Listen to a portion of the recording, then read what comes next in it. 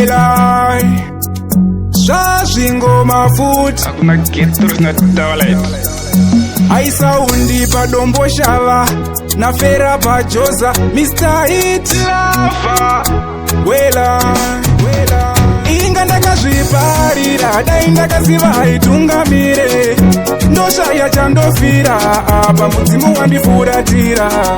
inga ndakazviparira dai ndakaziva haitungamire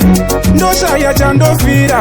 apa mudzimu wandifuratira baby zviwe uri mumwe wangu wakandirova kaunda kupimba munhu wangu wakandiparadzira zvese zvangu ndaiti uri friend yausi wangu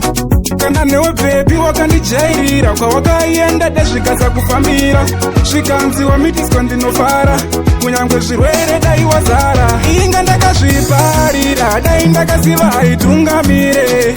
ndoshaya chandofira apa mudzimu wandifuratira inga ndakazviparira dai ndakaziva haitungamire ndoshaya chandofira apa mudzimu wandifuratira inga ndakazviparira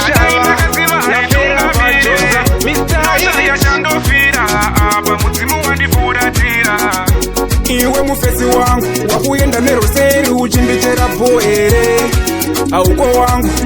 ndizvo zviripo wakaita ndichenjere inga ndakazviparira dai ndakaziva haitungamire ndoshaya chandofira apa mudzimu wandifuratira inga ndakazviparira dai ndakaziva haitungamire ndoshaya chandofira apa mudzimu wandifuratira baby zvimwe uri mumwe wangu wakandirova kaunda kupimba munhu wangu wakandiparadzira zvese zvangu ndaiti uri friend yausi wangu kana newe bebi wakandijairira kwawakaienda dasvikasa kufambira zvikanziwa mitiswa ndinofara kunyange zvirwere dai wazara inga ndakazviparira dai ndakaziva haitungamire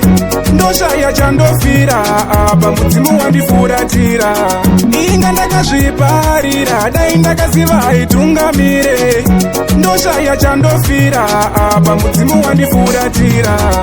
inga ndakazviparira dai ndakaziva haitungamire ndoshaya chandofira apa mudzimu wandifuratira inga ndakazviparira dai ndakaziva haitungamire ndoshaya chandofira apa mudzimu wandifuratira